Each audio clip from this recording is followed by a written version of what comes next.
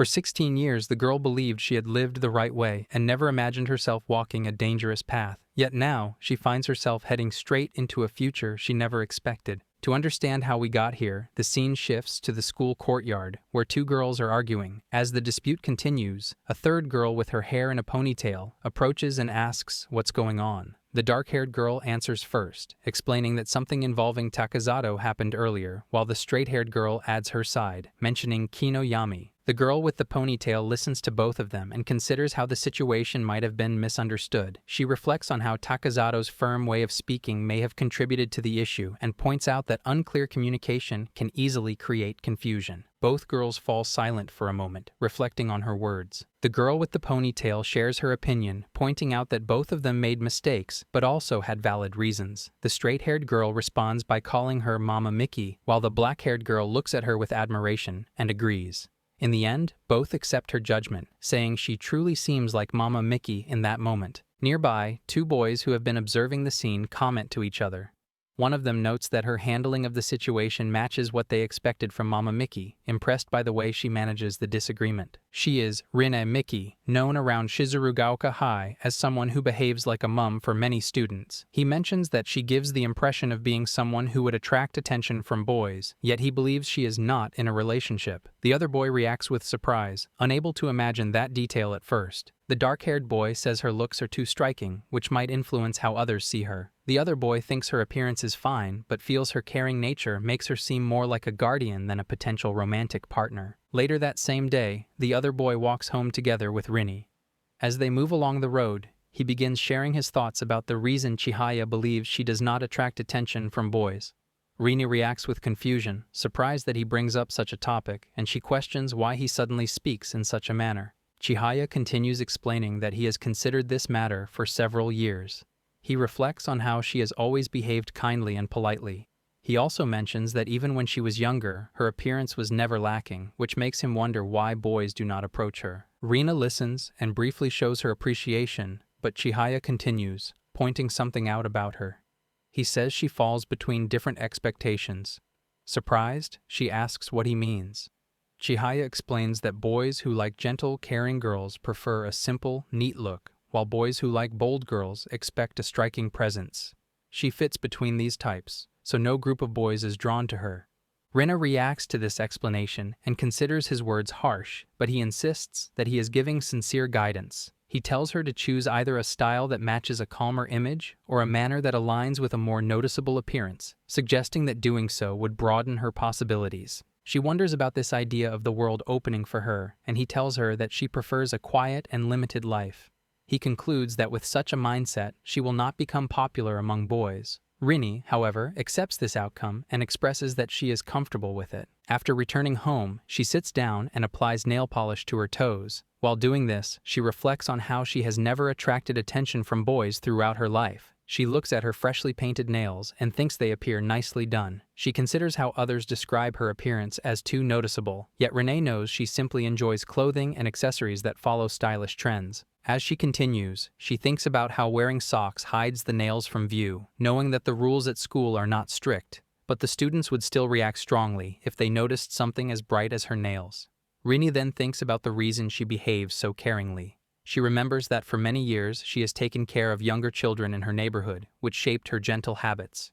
Realizing this, she suddenly feels she should address the situation in some way. She thinks about her daily behavior and feels satisfied with how normal she is, without any dissatisfaction toward her own nature. Still, she focuses on the idea of being liked by boys and on what is considered appealing or expected. Even so, she concludes that she does not feel concerned about those expectations and does not place importance on trying to meet them. During the Shizurugaoka festival, she is working at her assigned area.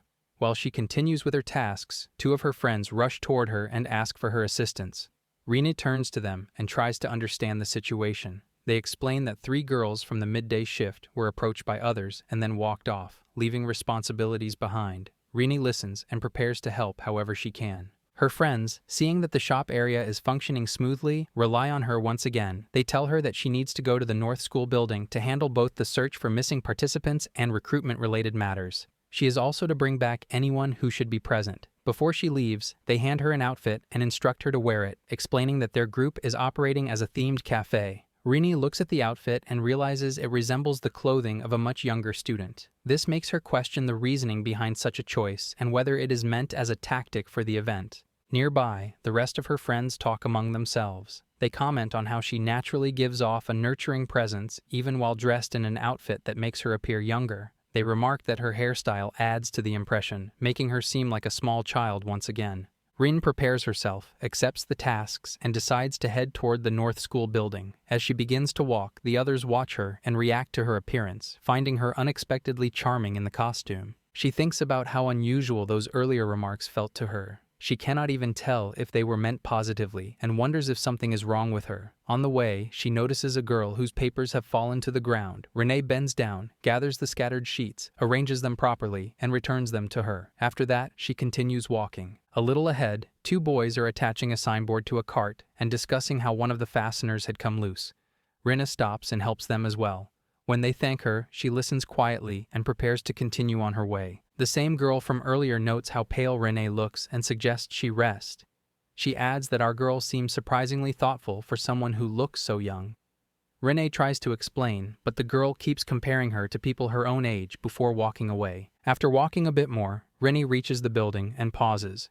She reflects on how people keep treating her like an older caretaker, even though they still confuse her for someone younger. She thinks about how she feels even more like a caretaker than she intends to be. She also finds it unusual for someone her age. Standing there, she decides that she will avoid stepping in to assist others unnecessarily from now on. As she continues along the path, she notices a child who appears weighed down by something. She studies him for a moment and wonders if he is unwell, but then realizes he is rapidly flipping through a pamphlet. She considers whether he might be unsure of where to go. His casual clothing makes her think he is likely a guest, and his age seems close to someone in middle school. With that in mind, she believes that assisting a visitor falls under what a student should normally do. She feels confident approaching him. She walks over and checks if he is facing any issues, offering to figure things out with him. He explains that he is not sure of his way. Rinny observes his appearance and notes that his voice is higher and his skin looks soft, leading her to think carefully about his age. He shares that he has already reached out to his family but has not received any confirmation from them yet. He mentions that he came for an early-stage admission test but ended up separated from them. Hearing this, Rinny thinks about the admission test and concludes he must indeed be a middle schooler. She compares him to the boys in her own class, who seem more mature, and reflects on how much difference 2 years can make. The kid then asks about her situation and wonders if her guardians are nearby, thinking she might also be lost. Renee realizes that he assumes she is younger than she is. She answers that her guardians are not present at the moment. The boy expresses relief, believing that someone her age being lost makes his own situation feel less embarrassing. Rin agrees outwardly, thinking she cannot respond any differently given the atmosphere between them.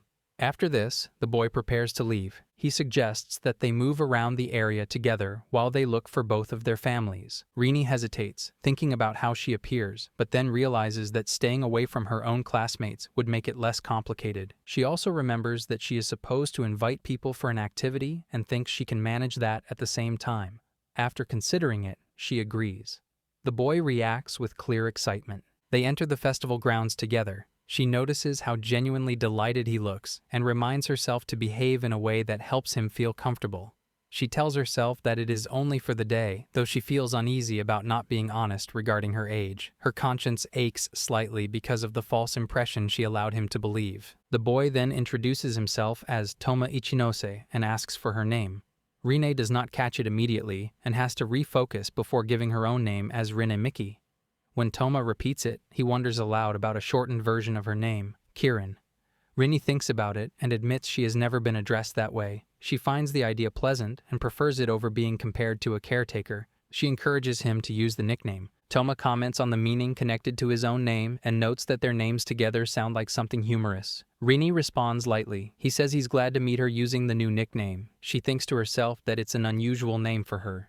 Rina dwells on how it is the first time a boy has ever addressed her in such a familiar way. She then returns his greeting and acknowledges him. Toma calls out to her again, using the nickname. While she wipes her eyes, he checks on her. She explains that she is simply unfamiliar with being addressed like that and feels slightly self-conscious. Toma asks if it troubles her and reacts with amusement at her response. Rina admits internally that she is also not accustomed to those kinds of words. At that moment, she hears her name being called from behind. When she turns, she sees Chihaya approaching. Rene quickly grabs his hand and pulls him aside, trying to steer him away. Once they are out of the boy's view, she asks why he is there. Chihaya mentions that the class is running a costume cafe and comments on her outfit. Rene firmly instructs him not to interact with anything related to the situation, not to involve himself further, and to forget whatever he has just seen. Chihaya offers to buy her a large amount of takoyaki, and Rene accepts the offer. After that, she returns to Toma and apologizes to him. He asks Rin if she knows the boy, and she explains that he is someone she has known since childhood. Toma comments on the idea of childhood friends and wonders if she tends to be more interested in boys closer to high school age. Rine internally corrects him, imagining his friend as a middle schooler. She thinks about Chihaya Ninomiya and reflects that any connection with him could appear suspicious if Toma misunderstood. She decides that age doesn't matter when it comes to feelings for someone. She thinks that liking a person should be based on their character, not their age. She remembers that her parents have a 2-year age difference and that she has never had romantic feelings for that boy. Even without any personal experience in love, she concludes that falling in love isn't about age. Toma says this makes him feel better, and Rina quietly agrees in her mind. Her phone starts ringing, reminding her that she had forgotten several things. She quickly contacts her friends, checking if everything is okay. They respond that it is fine and mention that there is some cake left for her to eat when she returns. They explain that the event has ended and everything has been sold out. Toma notices her reaction and asks if she needs to take care of anything. Rina realizes that everything has turned out well. He then suggests that they continue walking together. She agrees and guides him as they move toward another part of the festival. While walking, Rin reflects on how relieved she feels that her classmates returned safely and that their event was successful. She notices that she does not want the time spent with Toma to end yet. A small part of her feels warm at the thought of the moment she is sharing with him. She acknowledges that she is going along with the moment and decides to exchange contact information with him. After that, they share their details. Rine wonders about where he lives and whether it is near the school she visited before. She observes him focusing on his studies, noting that he has been using his mind actively and must be tired. She finds it considerate of him. Soon, his messages begin arriving rapidly, and he asks her to join him at the autumn festival later in the week.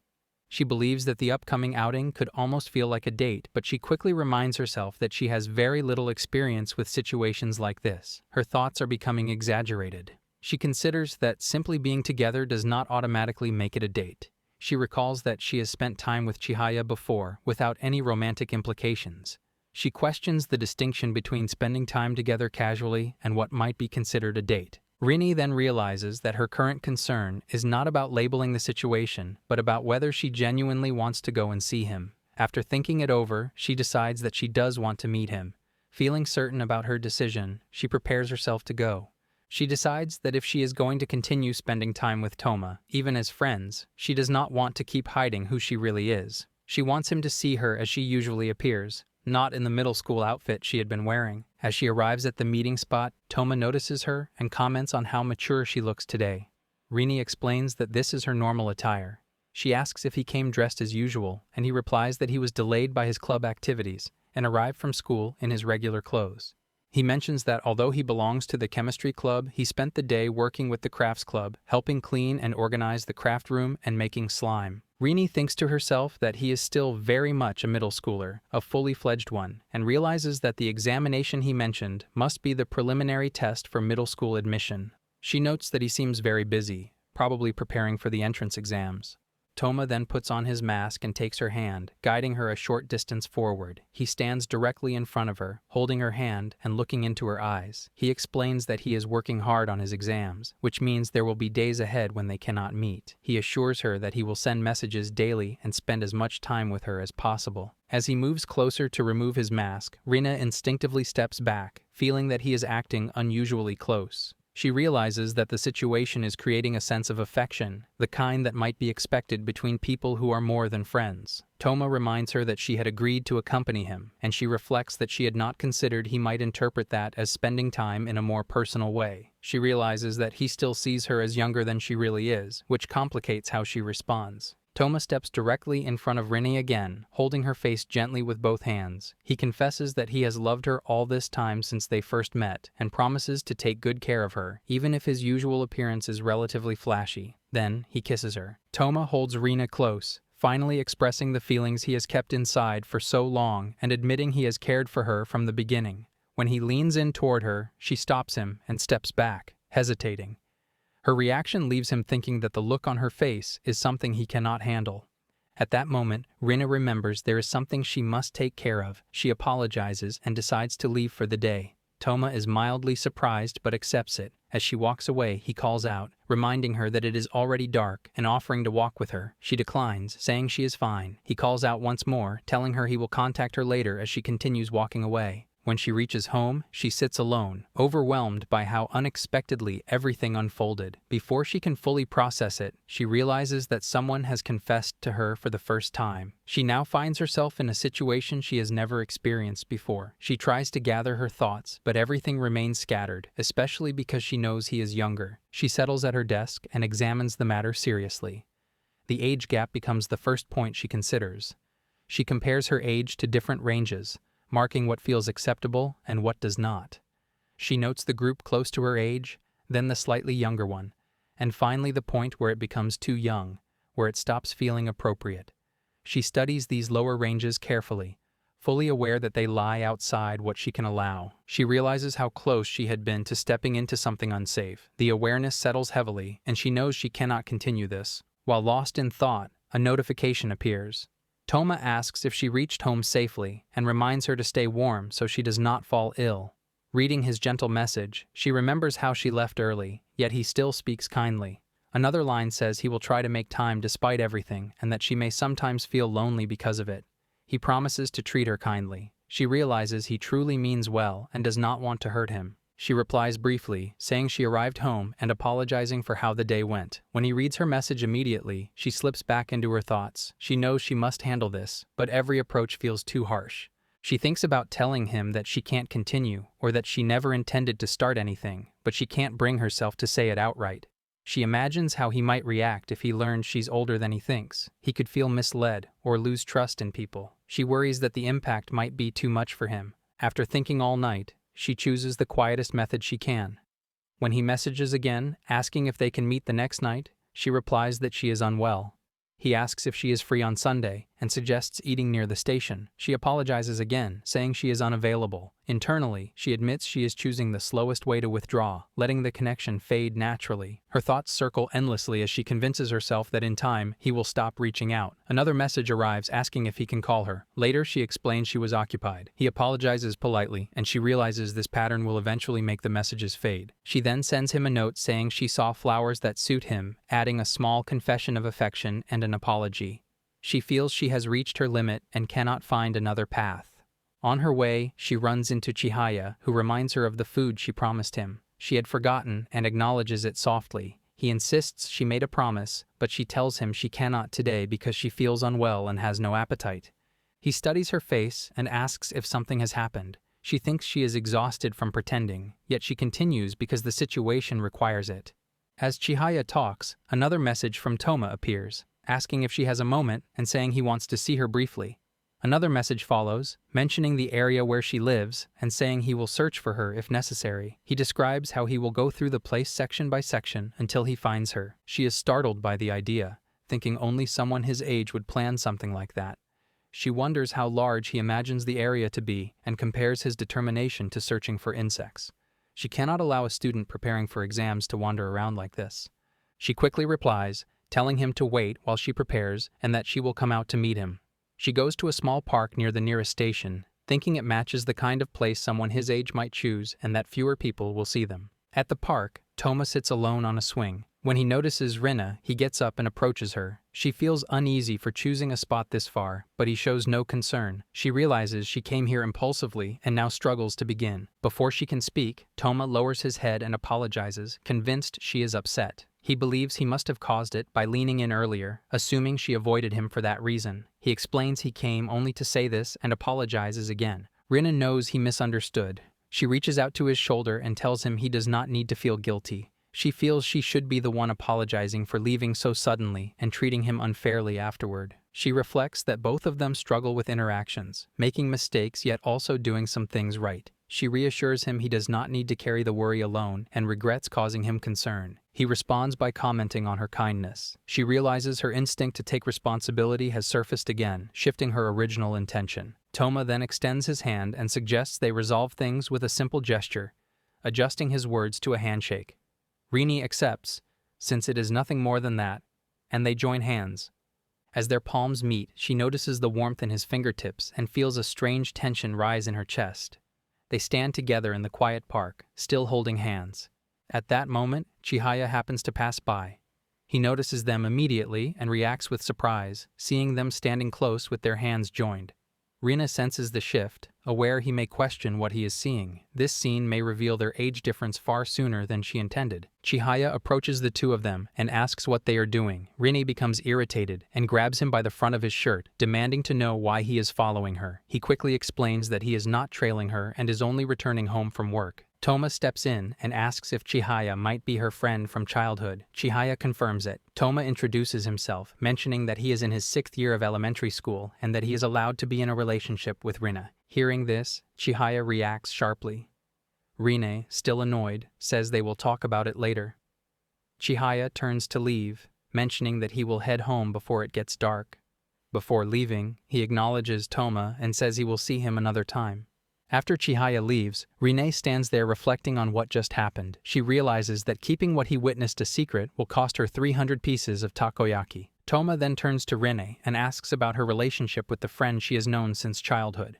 Rine explains that it is not that they get along poorly, but that they remain connected in a way neither of them can fully avoid. Toma takes her hand, giving a reminder of the bond he believes they share. Rina feels the firmness of his grip and, while thinking about it, tells him that she is not what he assumes her to be. Later, Chihaya and Rine sit together playing a video game. He grows frustrated because he cannot solve anything in the game. Rine comments that this outcome is typical for the situation. He reacts even more irritably, saying that what just happened feels like something from a short comedic routine. Rina remarks that he laughs excessively. He insists that he is genuinely troubled, not amused. Feeling irritated, Chihaya uses a strong character against her in the game.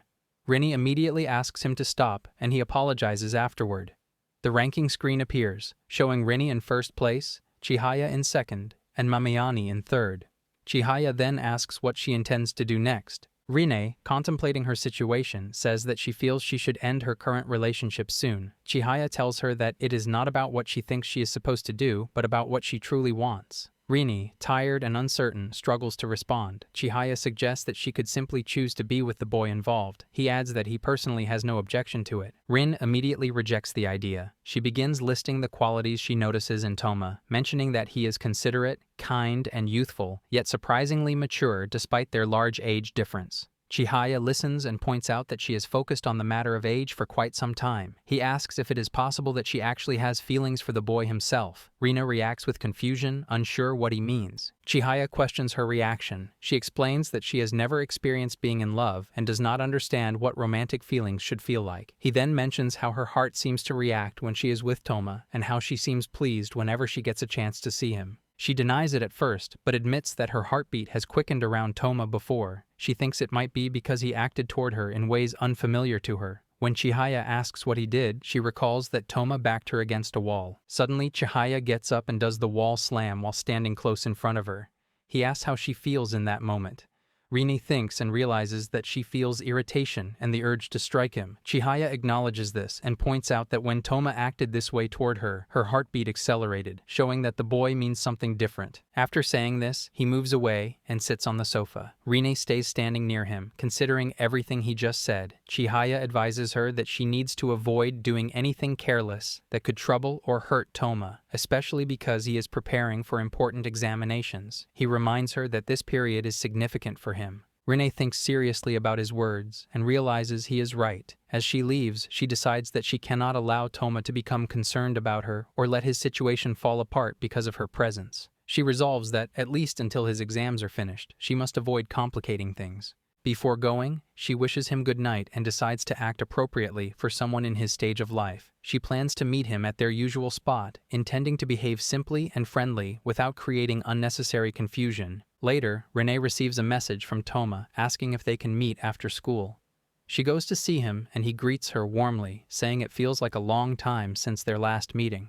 She reminds him that they actually saw each other only 2 days earlier and even the previous week. He hesitates but explains that the day they did not meet felt extremely long to him. Renee reflects on their differing sense of time, realizing that a younger student experiences the day in a slower, more stretched-out way due to constant new information and developing memory. She recalls feeling the same when she was in elementary school. Toma then asks if he may touch her, and Renee initially feels confused before realizing he means her hand. She offers it with a small smile and says it is fine if it is only that, thinking he does not need permission every time as long as it stays within appropriate boundaries. Even something so simple makes her heartbeat react. Toma presses his palms against hers, and she becomes aware of how deliberate and focused his touch feels. The sensation makes her wonder why it feels so intense. Suddenly, he lifts her hand and places a light kiss on it. Startled, Renee quickly pulls her hand back, confused by her reaction. He apologizes and explains that her hand felt cold, so he thought about warming it. Renee tells him she is sensitive to cold temperatures. She notices that her body feels noticeably warmer afterward and is surprised by the sudden change. The two sit together on a bench. Renee watches him quietly, noting how naturally and without hesitation he behaves. She reminds herself that 4 months remain before his exams and wonders whether her heart will be able to handle everything until then. She asks about his studies, mentioning that they have been meeting frequently and wanting to ensure he is managing well. Toma explains that he already received a strong evaluation for Shizuru Gaoka during the spring tests. Renee tells him he should still remain careful, though he does not seem to be in any real difficulty. She is surprised by his performance and asks if he could aim for a more competitive school, including well-known ones in the city. She wonders aloud if he might simply be naturally gifted. Toma answers that he believes he could be accepted into those schools as well, but he wants to choose Shizuru Gaoka because it is where he first encountered her. He is determined to pass the entrance exam for that reason. He adds that he does not want the girl he cares for to see him in a situation where he appears unsuccessful, strengthening his determination. Renee is shaken inside, realizing she has already influenced his future in a way she never intended. Currently, she feels like Kiran, the elementary student, and if she were to mention a possibility, he might agree without hesitation.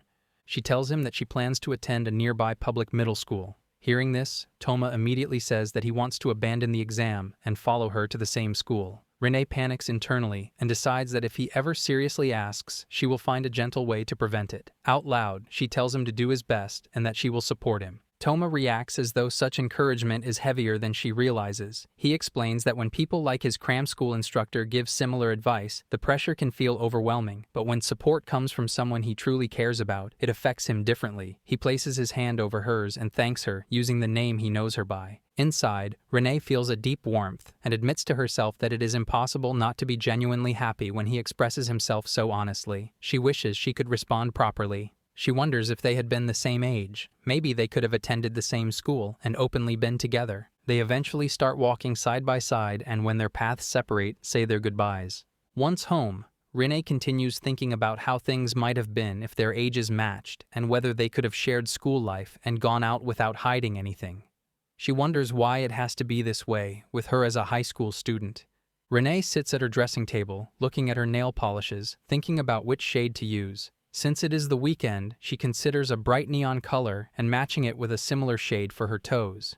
She looks at more muted tones, wondering if a natural skin-colored option or soft pink might be better. She questions whether bold colors would be too noticeable. She then wonders what shade Toma would prefer. She applies the color to her nails and observes the result, thinking that he might react positively. Seeing her finished nails, she finds them charming. Later, Renee meets Toma at a coffee shop. He notices her nails and comments, comparing the color to flowers blooming in the school's garden during spring. Renee reacts to his observation and listens as he recalls the type of flowers they resemble. She asks if he likes the shade, and he tells her it suits her well, adding that most things look good on her anyway. Inside, Renee feels delighted because he approves of the color she chose. She realizes this might be the first time he has casually touched her nails, and the thought stays with her as she sits with him. One day at school, Renee checks her phone and sees a message from Toma sent the previous night. She notices he has not viewed her reply yet, which feels unusual. She goes through her morning routine, with classmates greeting her and making casual remarks about physical education and lunch plans. She continues thinking about why Toma has not responded. She wonders if he might be occupied and tells herself it is just ordinary conversation. A notification appears, and she reads his message. He apologizes, saying nothing serious happened. He explains that he was absent during the second period's physical education class and rested in the infirmary. Renee becomes alarmed and asks if he is all right. He assures her he is fine and only lacked sleep the previous night. He explains that all he did was rest, so he is feeling better again. She reminds him that even students preparing for exams should not push themselves to the point of collapsing. She wonders if he exhausted himself from studying too much. She tells him to maintain proper sleep and meals. Toma asks if she is worried about him, and when she confirms, he expresses that he appreciates it. Renee realizes she might have sounded like she was taking care of a child. She blurts out that she is concerned because she is his girlfriend, and admits that she has never been in love before, so she does not fully understand the feeling of a heart reacting intensely. She then asks if he feels well enough to meet briefly after school. After classes end, she runs to find him. When she reaches him, she grabs his hand firmly, telling him that she had been truly anxious about him. Deep inside, she feels a strong warmth spreading within her heart as she holds on to him. Here I